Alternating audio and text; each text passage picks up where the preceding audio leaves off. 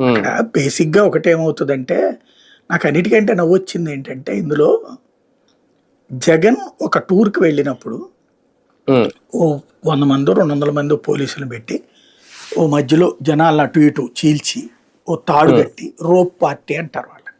అవును. పట్టి, ఆ మధ్యలో ఉమ్, జగన్ వెహికల్ ఎళ్ళేటట్టు ఉండాలా, కాన్వాయ్ ఎళ్ళేటట్టు ఉండాలా. ఉమ్, స్పాట్‌కి వెళ్ళాక జగన్ చుట్టూ ఒక రోప్ పార్టీ పెట్టుకొని, ఓ ఉమ్, 25 మందో, 50 మందితో అట్లాగుండి, జగన్ ఉమ్, మీద పడకుండా చూడాలి. ఇది ఫార్ములా. అవును. ఉమ్, పోలీసింగ్‌లో సెక్యూరిటీ ఫార్ములా అది. అసలు ఉమ్, పోలీసులు ఉండాల్సిందది. ఉమ్, జగన్ ఇప్పటిదాకా ఎక్కడికెళ్తున్నా అది లేదు. ఉమ్, అంటే ఏ జగన్ ఏదో ఒకటి అవ్వాలని పోలీసులు కోరుకుంటున్నారు. ప్రభుత్వం కోరుకుని పోలీసులతో చేపిస్తోందా?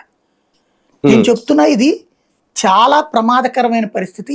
ఏదో ఒక రోజున జగన్ శత్రువులో, లేకపోతే జగన్ మీద కుట్ర పన్నినోళ్ళో, అతనేదో పొడిచారు అనుకుందాం.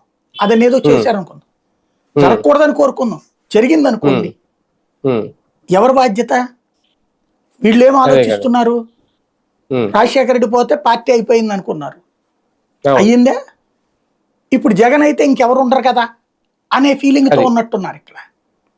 ఉహు, ఉమ్. అందుకోసం వదిలేస్తున్నట్టున్నారు. అంటే అంటే ఇంత కావాలనే బాధ్యత భద్రత రహితం ఇవ్వట్లేదా? ఎట్లా ఉంటది నాకు అర్థం కాలేదు. ఉమ్, అట్లా లేదు. అక్కడేమో పోలీసులు చాలరా నీకు. ఇక్కడేమో ఉమ్, ఇంతమంది పోలీసులు పెడతావా? ఏది ఉమ్. ఇన్ని క్యాంపులు. ఇంకోటి చెక్ పోస్టులు. చెక్ ఉమ్, పోస్టులు. ఒక మనిషి ఉమ్. నీకు భారత ప్రజాస్వామ్యమే కదా! మనం